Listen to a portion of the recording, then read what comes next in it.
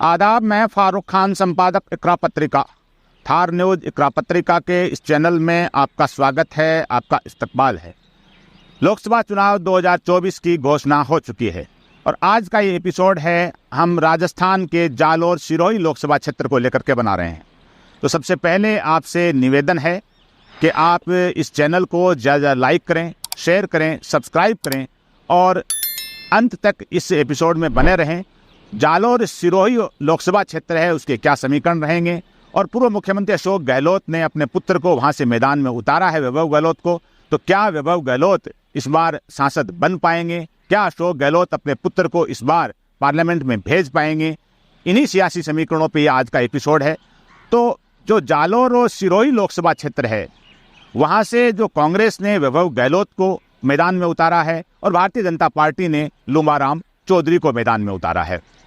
सबसे बड़ा सवाल यह है कि वैभव गहलोत हैं, वो अपने गृह जो क्षेत्र है जोधपुर लोकसभा सीट, जिससे पिछली बार 2019 का उन्होंने चुनाव लड़ा था, वहां से वो चुनाव क्यों नहीं लड़ रहे हैं, वहां से वो मैदान में क्यों नहीं उतरे?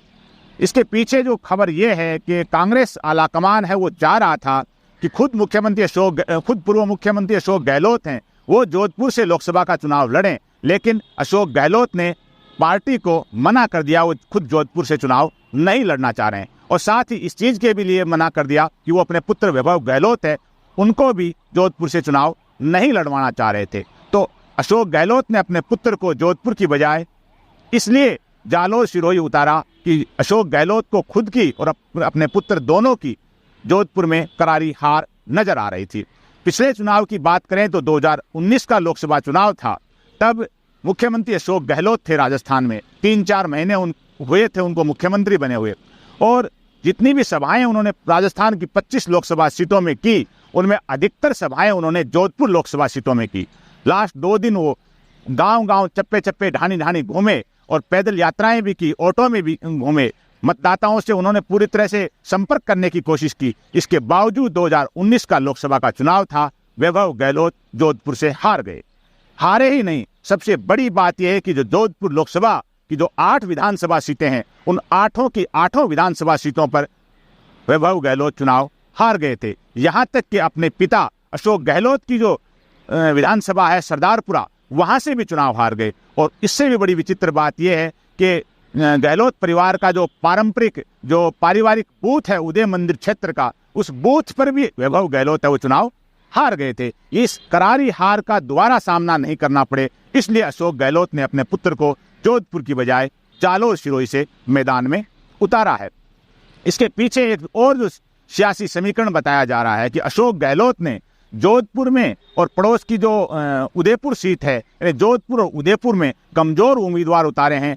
यानी भारतीय जनता पार्टी से कहीं न कहीं जो अशोक गहलोत का कोई तालमेल हुआ है, इसकी चर्चाएं भी सियासी गलियारों में हैं। और जो कमजोर उम्मीदवार जोधपुर उदयपुर में उतारा है, साथ में जो राजसमंद, चित्तौड़ और पाली को लेकर के भी चर्चाएं हैं, बांसवाड़ा को लेकर के भी चर्चाएं हैं। यानी ये जो आसपास की लोकसभा क्षेत्र हैं, वहां अशोक गहलोत ने या तो कमजोर उम्मीदवार उतारा है या ऐसे समीकरण बैठा करके उम्मीदवार उतारने की कोशिश में है ताकि जालोर और सिरोही से वैभव गहलोत आसानी से चुनाव जीत जाएं। बहरहाल ये सबके सियासी समीकरण होते हैं। अशोक गहलोत भी चाह रहे हैं कि उनका पुत्र है वो कम से कम इस बार हैं वो दूसरी बार सांसद बन जाएं, दूसरी बार पार्लियामेंट में पहुंच जाए। पिछला चुनाव वो हार गए थे।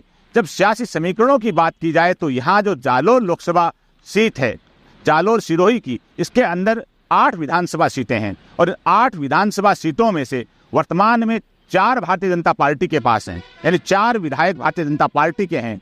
एक विधायक सांचौर से जीवाराम चौधरी हैं, वो भी भारतीय जनता पार्टी से बागी होकर के चुनाव लड़े थे निर्दलीय के तौर पर।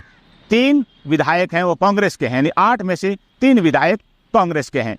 और वोटों की बात करें तो जो 3-4 महीने पहले जब चुनाव हुआ था 2023 के अंदर विधानसभा का, तो इन 8 विधानसभा सीटों का जो कुल वोट है वो कांग्रेस को 6,67,309 मिला था और भारतीय जनता पार्टी को 6,59,694 मिला था। यानी अंतर है कांग्रेस और बीजेपी के वोट में, ज्यादा नहीं है, सिर्फ 7,615 वोट भारतीय जनता पार्टी को ज्यादा मिले हैं। तो इस समीकरण के हिसाब से भी ये लग रहा है कि कांग्रेस है वहां कम से कम टक्कर में है और वो जीत की उसकी संभावना है। इसीलिए अशोक गहलोत ने वहां अपने पुत्र को मैदान में उतारा है। जातीय समीकरण की अगर यहां से बात करें तो जातीय समीकरण के तौर पे ये जो SC ST बाहुल्य क्षेत्र है, 2009 से पहले ये SC की सीट थी और 2008 में परिसमन के बाद में 2009 में जो चुनाव हुआ तो ये जनरल सीट बनी और यहाँ से 2009 का और 14 का और 19 का 3 बार लगातार भारतीय जनता पार्टी के जो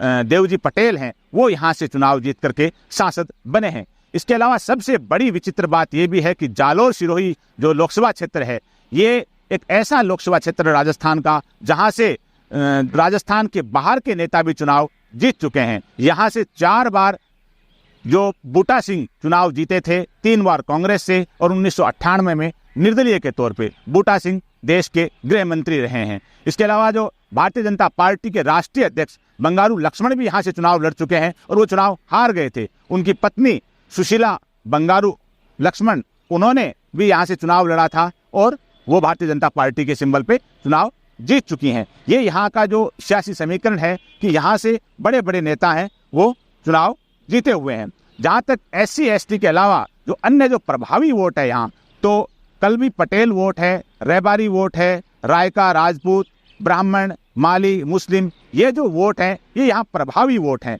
जो कुल वोट हैं वो करीब 23 लाख वोट यहाँ वो बताए जा रहे हैं जालोर सिरोही लोकसभा क्षेत्र के अंदर। अब देखना यह है कि भारतीय जनता पार्टी ने जमीन से जुड़े हुए एक जिला परिषद स्तर के कार्यकर्ता को टिकट दिया है और कांग्रेस ने जो वैभव गहलोत को उतारा है, जो राजस्थान के मुख्यमंत्री रहे हैं अशोक गहलोत, उनके पुत्र हैं और दूसरी बार चुनाव लड़ रहे हैं। गत चुनाव उन्होंने जोधपुर से लड़ा था और करारी हार हुई थी। अब इस बार वो चुनाव जीत पाएंगे या नहीं पाएंगे। अशोक गहलोत है, उन्होंने तमाम तरह अपने सियासी घोड़े हैं वो खोल दिए हैं और पूरी ताकत लगा दी है जालोर सिरोही चुनाव को जीतने के लिए। लेकिन फिर सबसे बड़ा प्रश्न ये उठता है कि क्या अशोक गहलोत अपने पुत्र को इस बार सांसद बना पाएंगे, क्योंकि इस सीट के ऊपर जो वोटों का अगर समीकरण देखा जाए तो वोटों का समीकरण कहीं भारतीय जनता पार्टी का है, वो भी कहीं कमजोर पक्ष नहीं है और भारतीय जनता पार्टी के भी यहाँ पर सांसद लगातार 3 बार 9, 14 और 19 को रहे हैं और लुम्बाराम चौधरी हैं वो कलवी पटेल समुदाय से हैं और इस समुदाय का भी अच्छा खासा वोट यहाँ पर है। और अशोक गहलोत जो माली समुदाय हैं, माली समुदाय के करीब 80,000 1 लाख वोट बताए जा रहे हैं। तो ये जो जातीय समीकरण है वो जातीय समीकरण भी एक तरह का जो सबसे बड़ी चीज ये है कि इसके अंदर भी एक तरह का बैलेंस है कि जो जातियां और जो वोट भारतीय जनता पार्टी को मिलता है थोक के अंदर वो और सामने जो कांग्रेस को मिलता है वो भी करीब करीब बराबर सा है। लेकिन सबसे बड़ी चीज यही है कि अशोक गहलोत ने हैं वो क्या इस बार अपने पुत्र को चुनाव जितवा पाएंगे या नहीं पाएंगे। और सबसे जो बड़ी बात यह है कि वहाँ के जो स्थानीय लोग हैं उनमें भी इस चीज को लेकर के है कि स्थानीय आदमी को टिकट मिलती लेकिन नहीं मिली और पार्टी कार्यकर्ताओं में और पार्टी की लीडरशिप में भी यह है कि अशोक गहलोत को अपने पुत्र को जालोर की बजाय अपने गृह क्षेत्र से चुनाव लड़वाना चाहिए था, जोधपुर से, लेकिन जोधपुर की बजाय उन्होंने अपने पुत्र को जालोर सिरोही संसदीय क्षेत्र में उतार के एक तरह का थोपा है। अब ये सब चीजें तो मतगणना के दिन ही मालूम होंगी कि वैभव गहलोत हैं वो सांसद बनते हैं या नहीं बनते हैं, लेकिन समीकरण है वो इतने आसानी से फिट नहीं बैठ रहे हैं कि वैभव गहलोत हैं वो चुनाव जीत जाएंगे। हालांकि विधानसभा चुनावों के वोटों को लेकर के जरूर है कि कांग्रेस और बीजेपी के वोट हैं वो बराबर हैं, लेकिन फिर भी बहुत बड़ी सेंधमारी होने की और सबसे बड़ी चीज है कि वो आसपास की जो सीटें हैं लोकसभा की, उदयपुर की, बांसवाड़ा की, राजसमंद की, चित्तौड़ की, जोधपुर की, बाड़मेर की, इन सीटों पे जो कहीं ना कहीं कमजोर उम्मीदवार उतारना और उतारे गए हैं, ये जो चर्चा है अशोक गहलोत की तरफ से कि उन्होंने उतारे हैं कांग्रेस के कमजोर उम्मीदवार या उतारने की तैयारी है, ये अपने आप में बड़ी बात है कि कांग्रेस में एकमात्र एक आदमी को जालोर सिरोही से जिताने के लिए बाकी की 4-5 सीटों को हराने का दांव खेला गया है। जिसकी सच्चाई क्या है वो तो ये नेता जाने, लेकिन ये सियासी चर्चाएं राजस्थान के सियासी मैदान में हैं। आज के इस एपिसोड में बस इतना ही। जय हिंद, जय भारत।